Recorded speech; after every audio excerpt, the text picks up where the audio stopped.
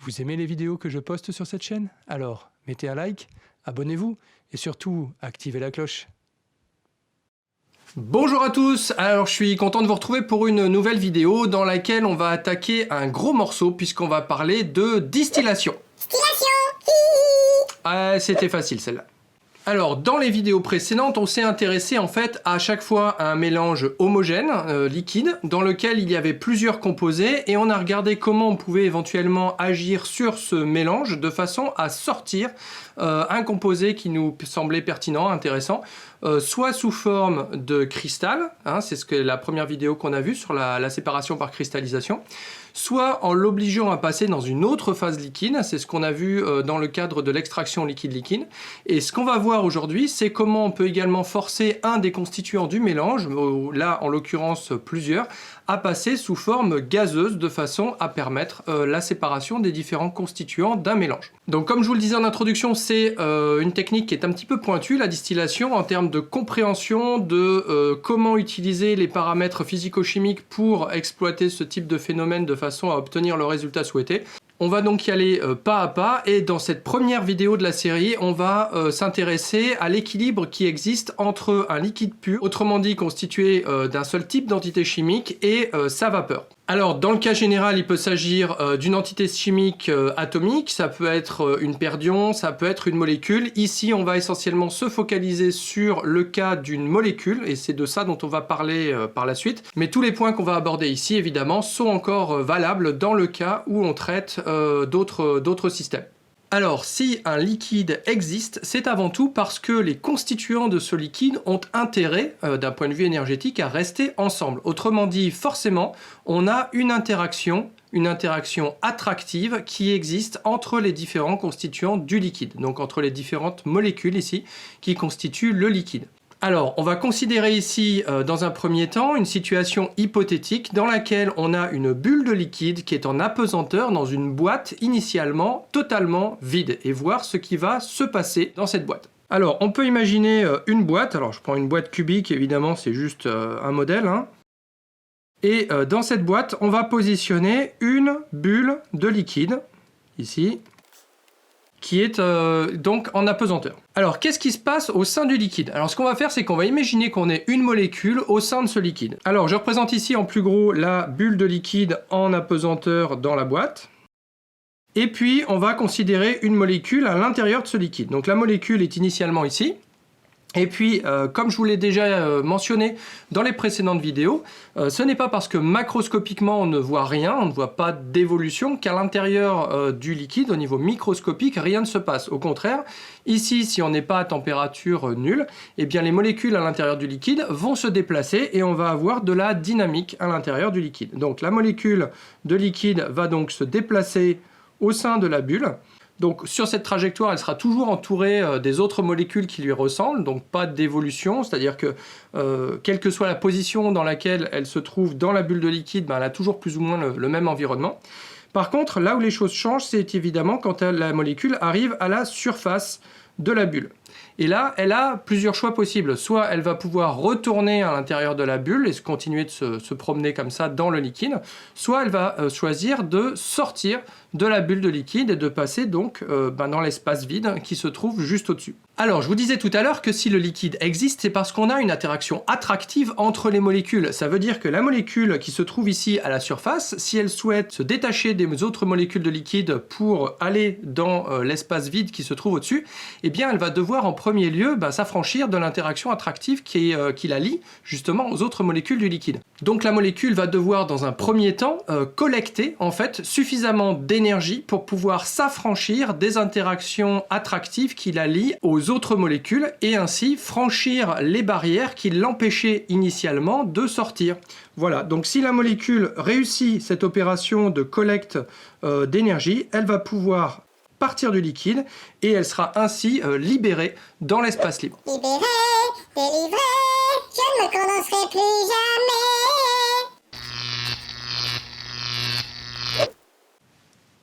Voilà, on devrait être tranquille un petit moment. Donc, on en était au moment où la molécule prenait son envol. Vers l'infini et au-delà. Voilà, alors ce phénomène de détachement d'une molécule du liquide auquel elle était liée vers l'espace libre, c'est ce qu'on appelle la vaporisation. Alors, une fois que la molécule a pris son envol, elle n'entretient plus d'interaction avec quoi que ce soit autour d'elle, donc elle va tout droit, elle fonce tout droit, et elle se propage dans le milieu qui était initialement vide dans la boîte. Donc voilà, la molécule s'en va, pof, elle va taper sur la paroi, ici aussi, et puis elle va continuer sa trajectoire, et puis elle tape encore sur la paroi, etc., etc. Alors, lorsqu'elle rebondit sur les parois du récipient, en fait, on a aussi la possibilité que la molécule se colle de manière plus ou moins longue sur les parois du récipient. C'est une possibilité. Et elle peut également y rencontrer d'autres molécules qui sont également collées, auquel cas on va avoir une condensation sur les parois. Bon, c'est un cas particulier de ce qu'on va faire juste après. Alors évidemment, la molécule qu'on a considérée n'est pas la seule à prendre ce type d'envol. Et évidemment, on va avoir au bout d'un moment toute une population de molécules qui se promènent dans l'espace qui était initialement vide de la boîte. Donc autant de molécules, initialement des molécules de liquide, qui se promènent ainsi dans la boîte. Donc ces molécules se déplacent, elles rebondissent sur les parois, elles peuvent éventuellement rencontrer des copines, se fixer à elles, ou simplement rebondir et s'en détacher. Voilà, donc une dynamique s'installe au niveau de la phase gazeuse. Alors parmi tous les événements possibles qui peuvent se produire, on peut également envisager le fait que la molécule revienne au contact de la gouttelette. Donc voilà, c'est quelque chose qui va se produire, très certainement se produire, et lorsque cela se produit, eh bien la molécule va rester en fait collée sur la gouttelette dans un premier temps. Donc c'est ce qu'on appelle ici la condensation. Et du coup, elle refait partie de la gouttelette, donc on revient en fait au schéma de départ. Alors de la même façon, la molécule qu'on avait considérée initialement n'étant pas la seule à être passée en phase gaz, ce n'est pas non plus la seule qui est capable de revenir prendre contact avec la gouttelette et condenser sur cette gouttelette. Donc on va avoir petit à petit des molécules qui vont partir, des molécules qui vont revenir. La gouttelette qui était initialement en suspension dans une boîte vide va voir sa taille progressivement diminuer au fur et à mesure que les molécules se vaporisent, puisque ces molécules ne sont plus dans la gouttelette, elles sont en phase gaz, donc la gouttelette voit sa taille diminuer. Par contre, le fait qu'on ait des molécules qui viennent se recondenser sur la gouttelette fait que ces molécules vont contribuer, elles, à augmenter la taille de la gouttelette. Alors vous voyez un petit peu arriver la suite, et bien c'est qu'on va voir s'établir un équilibre entre les molécules qui se vaporisent et les molécules qui condensent, et on va avoir donc une certaine population qui va se stabiliser en phase gaz et une certaine population qui va se stabiliser sous forme liquide dans la gouttelette. Alors comme je le disais un petit peu avant, on peut avoir des formations de gouttelettes additionnelles, c'est-à-dire que la condensation n'a pas forcément lieu sur la gouttelette d'origine, on peut avoir formation d'autres gouttelettes à côté qui vont elles-mêmes grossir, diminuer, disparaître. Voilà, donc on va avoir cet équilibre qui va se produire et globalement on va avoir une certaine quantité de molécules qui seront en phase liquide, une certaine quantité de molécules qui seront en phase gazeuse, sachant que le liquide peut se présenter sous forme de plusieurs gouttelettes de taille différentes. Alors lorsque cet équilibre est atteint, on dit qu'on a atteint la saturation de l'espace libre initialement en vapeur. Et ces molécules qui sont en phase vapeur se déplacent, tapent sur les parois, tapent sur la surface du liquide et exercent donc une pression sur les parois de la boîte et sur la paroi du liquide. Et cette pression, eh bien, c'est ce qu'on appelle la pression de vapeur saturante, puisque c'est la pression que l'on mesure lorsque l'espace est totalement saturé en vapeur. Alors cette pression de vapeur saturante, dans la suite de ce cours, je la noterai simplement Psat pour pression de vapeur saturante. Comme ceci. Alors d'un point de vue physico-chimique, cette pression de vapeur saturante, elle correspond en fait à une certaine densité de molécules par unité de volume dans la phase gaz. On comprend bien qu'en fait on va avoir un lien entre le nombre de molécules qui se vaporisent, le nombre de molécules qui condensent et le nombre de molécules par unité de volume dans la phase gaz au-dessus de la surface liquide. Et cette pression de vapeur saturante dépend également de la température. D'une manière générale, la pression de vapeur saturante augmente lorsque la température du système augmente.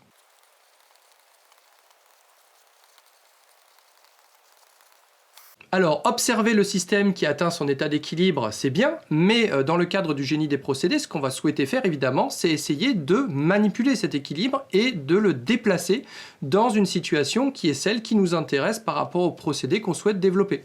Donc, on va souhaiter généralement déplacer l'équilibre de façon à provoquer la condensation ou la vaporisation. Et pour ça, on va essentiellement avoir deux paramètres sur lesquels on va pouvoir jouer. Donc le premier, c'est la température. On va pouvoir soit chauffer à l'aide d'un échangeur thermique et ainsi provoquer la vaporisation, puisqu'en fait, on va augmenter la pression de vapeur saturante.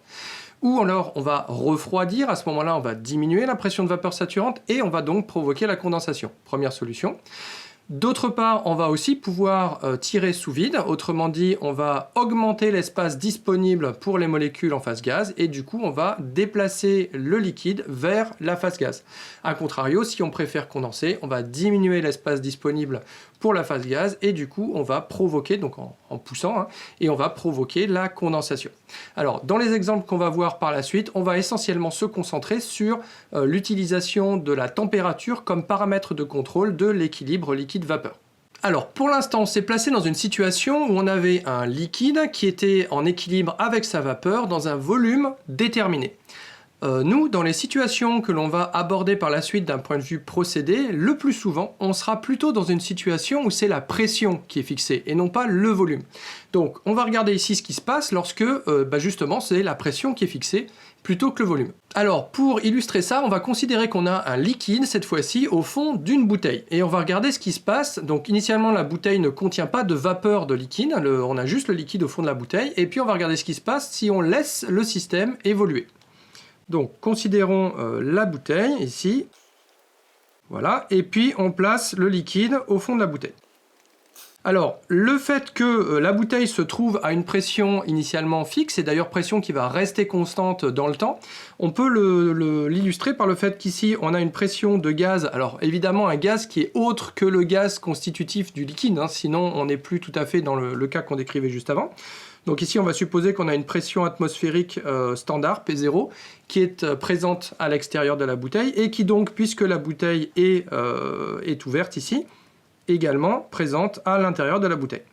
Ok, alors une fois que cette bouteille est ouverte, positionnée de cette façon, qu'est-ce qui va se passer? Donc on a un liquide et ce liquide est constitué de molécules et ces molécules potentiellement peuvent se vaporiser comme on l'a vu juste avant. Donc c'est ce qu'elles vont faire, elles vont se vaporiser, donc on va avoir une libération de molécules en phase gaz par le liquide. Et ces molécules vont petit à petit se déplacer dans le volume disponible et vont venir donc occuper tout l'espace disponible dans la bouteille. Alors vous voyez qu'au départ on avait déjà un gaz dans la bouteille, ce gaz qui impose la pression P0. Est-ce que ce gaz a une influence sur la vaporisation et la condensation des molécules? Eh bien non. En fait, le seul effet que ce gaz va avoir, c'est que ça va venir taper sur la surface du liquide, ça va venir exercer une pression sur la surface du liquide, mais en fait, ça ne va pas intrinsèquement modifier la façon dont les molécules vont se vaporiser, les conditions dans lesquelles les molécules vont se vaporiser ou vont venir recondenser. Donc en fait, ce gaz qui est déjà présent, tout ce qu'il va faire, c'est qu'il va en fait permettre une meilleure thermalisation du système dans le sens où en fait, il va venir échanger de la chaleur éventuellement avec le liquide si le liquide en manque ou l'inverse. Mais on ne va pas avoir d'impact direct de la présence du gaz additionnel sur la façon dont le liquide se vaporise. Donc on ne change pas la pression de vapeur saturante parce qu'on a mis ce deuxième gaz juste au-dessus. Ce qui veut dire que ici, les molécules vont avoir tendance à remplir la bouteille petit à petit jusqu'à ce qu'on atteigne la pression de vapeur saturante pour le type de molécule qui se vaporise. Or, on avait déjà un gaz au départ. Donc, petit rappel, la pression totale, c'est la somme des pressions associées aux différents gaz qui constituent le mélange gazeux. Donc ici, la pression de vapeur saturante, Psat, va venir s'additionner à la pression P0 qui était déjà présente qui était déjà imposée dans la bouteille. Comment ça va se passer? Eh bien, forcément, ça veut dire qu'ici, au niveau du goulot, on va avoir une surpression dans la bouteille due à la présence de ces vapeurs de liquide qui se vaporisent. Et forcément, comme on a une surpression dans la bouteille, eh bien, on va voir apparaître un flux de constituants gazeux de l'intérieur de la bouteille vers l'extérieur de la bouteille.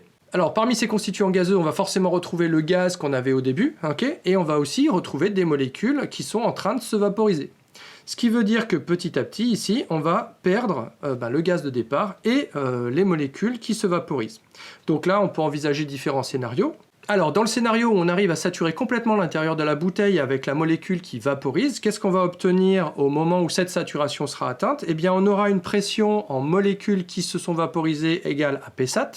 Et puis, le reste du gaz, donc le reste du gaz sera occupé par le gaz de départ. Et la pression correspondante, en fait, eh bien, ce sera simplement P0 moins Psat, de façon à ce que la pression totale dans la bouteille soit équilibrée avec la pression extérieure.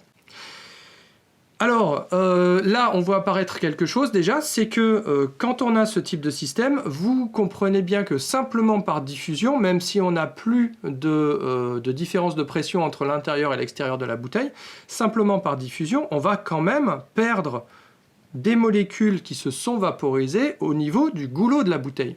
Donc ça veut dire qu'on va avoir une perte des molécules, et donc forcément ces molécules qui sont parties vont faire que la pression présente des molécules dans la bouteille est inférieure à Psat, et donc le liquide, lui, va essayer de rééquilibrer la pression en molécules, donc dans la phase gaz. Donc on a de nouvelles molécules qui vont se vaporiser, et petit à petit, eh bien, la bouteille va se vider. On va perdre intégralement le liquide par le fait que toutes les vapeurs vont petit à petit sortir de la bouteille. Alors, comment fait-on pour éviter de perdre le contenu d'une bouteille dans laquelle il y a un composé volatile? Bon, la première solution, évidemment, c'est de mettre un bouchon sur la bouteille. Le petit souci, c'est que quand on fait ça, eh bien, on va quand même avoir une équilibration du liquide avec la phase gaz. Initialement, avant de mettre le bouchon, on avait une pression de gaz qui était présente dans la bouteille qui était égale à P0. Et puis, le liquide, lui, va se vaporiser. Et donc on va augmenter la pression à l'intérieur de la bouteille. Alors si initialement la quantité de molécules présentes en phase gaz dans la bouteille était faible et que la pression de vapeur saturante de ce liquide particulier est élevée, eh bien une fois qu'on a mis le bouchon, on va avoir cette équilibration et on va fortement augmenter la pression dans la bouteille, quitte à avoir un risque d'explosion. Donc quand on a des bouteilles de petite taille avec un verre très épais et un bouchon très solide, on peut raisonnablement supposer que ça ne posera pas de problème. En revanche, si on a une cuve de stockage et qu'on a un liquide particulièrement volatile dans cette cuve de stockage, eh bien, il va falloir trouver des solutions alternatives pour éviter qu'on ait une explosion, tout en faisant en sorte que le liquide ne se vaporise pas et ne soit pas perdu dans la nature. Et donc là, petit rappel du cours qu'on a vu sur les cuves. Donc on va mettre un condenseur en haut de la cuve avant la mise à l'atmosphère, de façon à provoquer la condensation des éventuelles vapeurs au niveau de la sortie de la cuve, ce qui correspond à utiliser donc la température comme paramètre pour provoquer cette condensation de liquide. Donc le schéma, je vous le refais, on l'avait vu dans le cours sur les cuves, mais comme ça vous le verrez à nouveau. Donc on retrouve le schéma qu'on avait vu dans le cours sur les cuves, avec une cuve de stockage ici, remplie en partie de liquide, avec une vanne de vidange qui se trouve ici en bas, une arrivée d'alimentation avec un robinet de réglage et une mesure de débit. En sortie également une mesure de débit, un robinet de réglage de débit. Et en haut, alors de façon à surveiller l'intérieur de la cuve, on va positionner une mesure de niveau. Donc ça c'est juste pour voir ce qui est contenu dans la cuve. Et dans le cas des composés volatiles, vous avez tout intérêt à également mettre une sonde de température pour vérifier évidemment que vous êtes nettement en dessous de la température d'ébullition du liquide. Et donc le système de condensation est ici. Vous avez la mise au toit qui est là, donc qui assure en fait l'équilibration de pression entre l'intérieur et l'extérieur de la cuve. Et vous avez ici le condenseur qui va permettre d'éviter que les vapeurs sortent de la cuve et vont provoquer donc la condensation du liquide qui essaierait de s'échapper sous forme gazeuse, qui va du coup retomber dans la cuve. Alors d'un point de vue technique, si vous avez un liquide qui est particulièrement volatile, je pense par exemple à du diéthyléther qui a une température d'ébullition qui est relativement basse, eh bien vous avez tout intérêt également à assurer sur la cuve la possibilité de maintenir la cuve à une température basse, avec par exemple une double enveloppe ou un serpentin de refroidissement dans la cuve, enfin un système globalement qui va permettre de refroidir la cuve si jamais sa température venait à être trop élevée.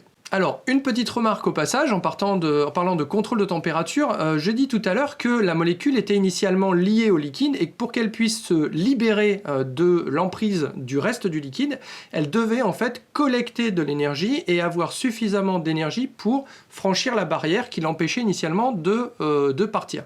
Eh bien, le fait que les molécules donc, qui partent, qui se vaporisent, aient d'abord collecté une certaine quantité d'énergie de la phase liquide, contribue à diminuer l'énergie globale du liquide qui reste, puisque l'énergie de cette molécule ne correspond pas à l'énergie moyenne de chacune des molécules du liquide. Elle est un petit peu au-dessus, sinon toutes les molécules du liquide vaporiseraient d'un seul coup. Donc cette molécule emmène de l'énergie, c'est de l'énergie qui est présente en moins dans la phase liquide, et donc ça contribue à refroidir le liquide, avec donc deux conséquences. La première, c'est que la vaporisation est donc un phénomène physico-chimique qui nécessite qu'on apporte de l'énergie.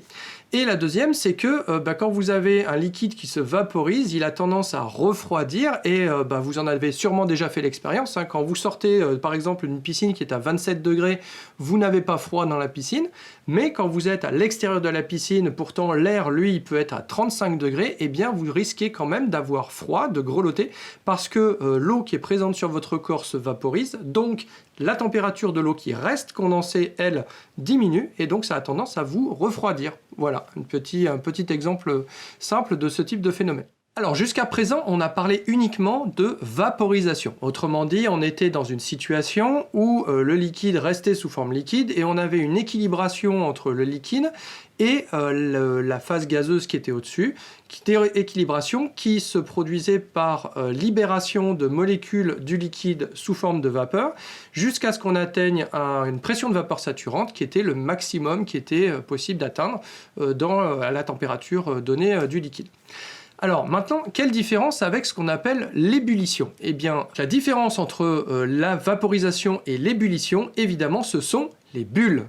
Alors pourquoi on a des bulles qui apparaissent dans le liquide lorsqu'on atteint l'ébullition? Eh bien, en fait, ça correspond au moment où la pression de vapeur saturante, autrement dit, la pression que le liquide attendrait de voir s'établir à sa surface pour atteindre un équilibre, donc le cas où cette pression-là, elle devient plus grande que la pression appliquée sur ce liquide. Donc, si on refait un petit schéma rapide, ici on a un récipient dans lequel on a un liquide, ok. Donc on a ici au-dessus une certaine pression de liquide qui s'établit. Donc si on est à l'équilibre de vaporisation entre le liquide et la phase gaz, eh bien la pression de molécules vaporisées à la surface du liquide, elle va être égale à la pression de vapeur saturante, donc à Psat. Et on va avoir du coup une quantité de gaz complémentaire qui sera égale à P0 moins le Psat, comme on l'a vu tout à l'heure. Maintenant, si la pression de vapeur saturante devient plus grande que Psat, qu'est-ce qui va se passer? Eh bien, le liquide ici va libérer des molécules sous forme de vapeur, donc sous forme gazeuse. La pression complémentaire de gaz ici va s'en trouver de plus en plus diminuée, jusqu'à ce qu'il n'y ait plus de gaz du tout, et qu'on ait uniquement les molécules à la surface du liquide. Donc le liquide, lui, continue de libérer des molécules sous forme gazeuse. Simplement, comme on a un système qui est ouvert, dans lequel on a possibilité d'équilibrer la pression, et que la pression appliquée à l'extérieur, eh bien c'est toujours cette pression P0, on ne va pas pouvoir dépasser la pression P0 dans le récipient, et donc forcément tout ce qui va en fait induire un dépassement potentiel de P0 va sortir de la bouteille, de façon à rééquilibrer les pressions entre l'intérieur et l'extérieur de la bouteille. Autrement dit, les vapeurs, les molécules qui sont libérées par le liquide sous forme vapeur, vont toutes sortir progressivement de la bouteille. C'est un phénomène qui n'a pas vocation à s'arrêter, puisque ici on a dit qu'on atteignait un moment où la pression de vapeur saturante devenait plus grande que la pression appliquée au liquide.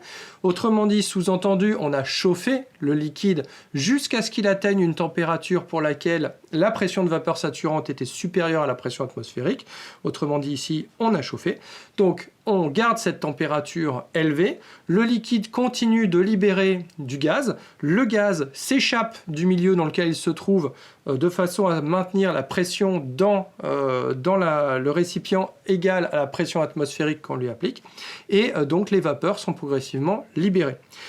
Alors, cet état particulier qu'on atteint lorsque la pression de vapeur saturante est égale à la pression atmosphérique, en fait, au niveau des molécules, si vous voulez, ça se caractérise par le fait que toutes les molécules ont envie de se vaporiser en même temps. Alors évidemment, vous doutez bien que ça ne va pas être possible, simplement parce que cette vaporisation, elle consomme quand même de l'énergie, donc quand les molécules veulent se vaporiser, elles se vaporisent, elles consomment de l'énergie, et la température du liquide, localement, elle redescend un petit peu.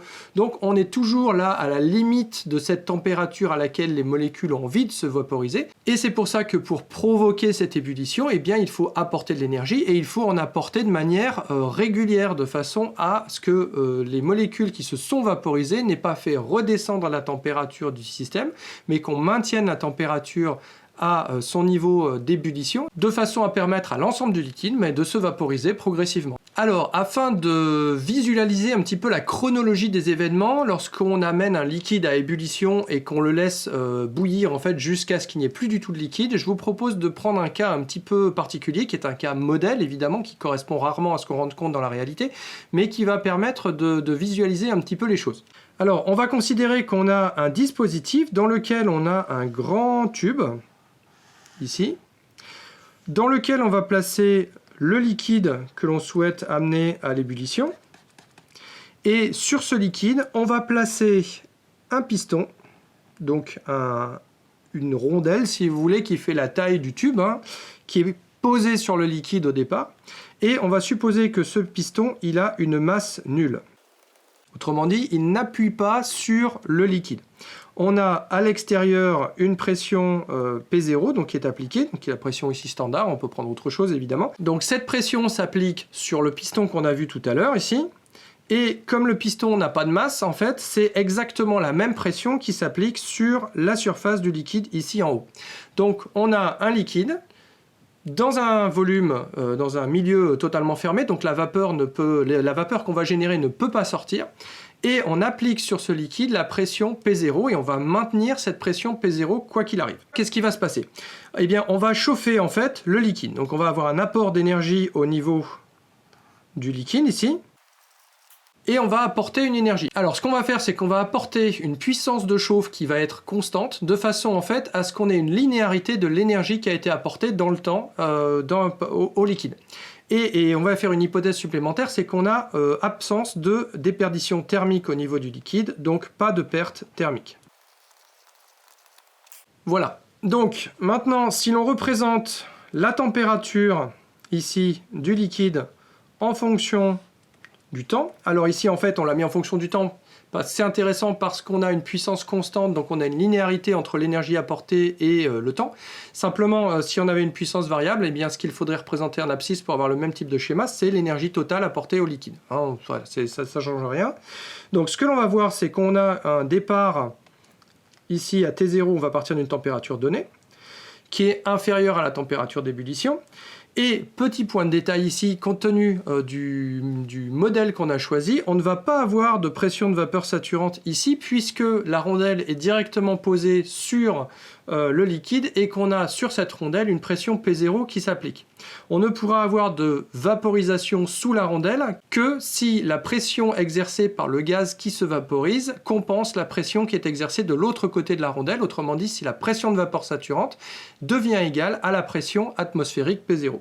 Donc là c'est pas le cas, on va donc dans un premier temps chauffer le liquide, ici, et puis on va atteindre ce fameux moment où on a ébullition, ce qui correspond en fait au moment où on a la pression de vapeur saturante qui est égale à la pression P0. Et quand ce moment arrive, on va pouvoir cette fois-ci avoir vaporisation et surtout on va avoir vaporisation intégrale de tout le liquide, puisqu'en fait, a priori la pression que va exercer le liquide aurait entre guillemets, envie d'être plus grande que la pression P0, sauf que la pression P0, elle reste constante de l'autre côté.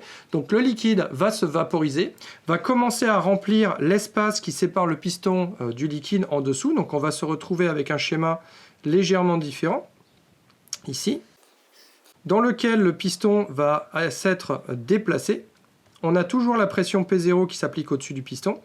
Et en dessous, on va avoir une quantité de liquide qui aura diminué, et l'intérieur de cet espace libre ici qui sera rempli de vapeur également à la pression P0. Alors, une fois qu'on a fait ça, eh bien, on va continuer ici de vaporiser le liquide et en fait, on ne pourra pas dépasser la température qu'on a atteint au moment de l'ébullition pendant toute la période où le liquide se vaporise. Et cette température-là, eh bien, c'est ce qu'on appelle la température d'ébullition. Donc, je vais noter TEB pour température d'ébullition. Donc, on va avoir un palier en température. La température ne montera pas au-delà, tout simplement parce que si la température était au-delà de la température d'ébullition, ça veut dire qu'en face, il y aurait une pression de vapeur saturante atteinte qui serait plus grande que la pression de vapeur saturante initiale. Et ça, c'est pas possible puisque ça voudrait dire que cette pression de vapeur saturante est plus grande que la pression P0 qui est appliquée sur le piston. Or, les pressions de part et d'autre du piston sont forcément égales puisque le piston, lui, il bouge pas. Donc, on ne peut pas dépasser P0 à l'intérieur de l'espace libre au-dessus du liquide. Donc, on ne peut pas avoir une Psat plus grand que le Psat qui correspond à la température à laquelle on a atteint l'ébullition. Donc, on reste à la température d'ébullition jusqu'à ce qu'il n'y ait plus de liquide du tout. Donc, ce point-là est atteint ici. Donc là, on a la fin de l'ébullition. Une fois qu'on est là, on n'a plus de liquide du tout. Donc dans la première partie, on avait uniquement du liquide. Dans cette partie-là, on a du liquide plus de la vapeur qui sont en équilibre et qui sont en train de se transformer donc l'un dans l'autre. Le liquide se vaporise. Donc une fois qu'on a atteint ce point et qu'on le franchit, eh bien on a un système qui est intégralement sous forme vapeur. Et donc l'apport d'énergie sous forme de chauffage ici en bas va juste contribuer à chauffer le gaz qui va continuer donc de se dilater. On va continuer de déplacer le piston, mais on ne va plus avoir de modification d'état du système. Alors, un petit point de détail, c'est que la température d'ébullition, la température à laquelle on voit apparaître l'ébullition, en fait, elle est déterminée uniquement par la nature du composé qui arrive à ébullition, donc la molécule qu'on a ici considérée, et par la pression P0 qui est appliquée sur ce liquide. Si vous augmentez la pression appliquée au liquide, eh bien vous voyez que vous allez devoir avoir une pression de vapeur saturante plus élevée à atteindre pour pouvoir commencer à entrer en ébullition. Et donc forcément, ça veut dire qu'on va devoir monter à une température plus élevée pour obtenir l'ébullition. C'est ce qui permet notamment, par exemple, d'avoir de l'eau sous forme liquide à une température supérieure à 100 degrés. On maintient en fait l'eau dans un système fermé dans lequel la pression est supérieure à la pression atmosphérique et ça permet d'avoir une température au-delà de 100 degrés, qui serait la température normale d'ébullition à pression atmosphérique. Sauf que là, comme on a une pression plus élevée, l'eau ne bout pas et on a de l'eau liquide à haute température. Alors de la même façon, pour l'anecdote, si vous avez déjà essayé de faire cuire des pâtes en haute montagne, vous êtes peut-être aperçu que c'était un peu plus compliqué que de les faire cuire au niveau de la mer. Ça prenait plus de temps, tout simplement parce que la température d'ébullition de l'eau en haute montagne est plus basse que celle qu'on a au niveau de la mer, du fait que la pression atmosphérique est plus basse en montagne qu'au niveau de la mer. Alors, les deux prochaines vidéos seront consacrées d'une part à un exercice. Donc l'exercice portera directement sur le cas que je viens de vous présenter ici, où on va en fait chiffrer l'évolution de l'ébullition. Et puis on verra ce qui se passe si au départ le piston n'est pas posé sur le liquide, mais si on a déjà un petit peu de gaz en fait entre le liquide au départ et le piston. Et donc la deuxième vidéo qui arrivera ensuite sera une vidéo également de cours, où cette fois-ci on commencera à s'intéresser à ce qui se passe si on a une vaporisation non plus d'un liquide pur, mais d'un liquide binaire constitué de deux molécules différentes. Voilà, donc j'espère que cette vidéo vous a plu, et puis je vous dis à très bientôt pour de nouvelles